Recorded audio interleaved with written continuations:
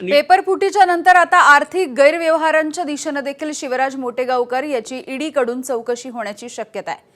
नीटच्या paper फुटीच्या प्रकरणामध्ये आता आर्थिक गैरव्यवहाराच्या दिशेने देखील तपासाची व्याप्ती वाढतेय असे संकेत मिळत आहेत। सीबीआयच्या तपासाच्या नंतर आता ईडीकडून देखील आर्थिक गैरव्यवहार आणि संपत्ती या सगळ्याची चौकशी होऊ शकते।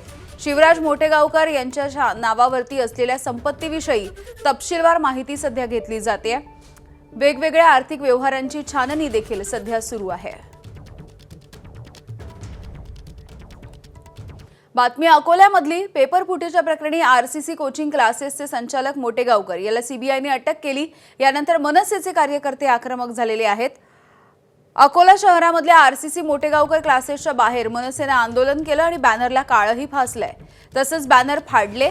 याशिवाय जिल्ह्यामध्ये तसंच शहरामध्ये कुठल्याही बाहेरील शिकवणी वर्गाला तसंच करिअर गायडन्स क्लासेस चालू न देण्याचा इशारा देखील मनसेने दिलाय। 22 लाख नीट परीक्षा देणारे विद्यार्थ्यांचं भविष्य ज्यांनी खराब केलं आहे तसे मोटेगावकर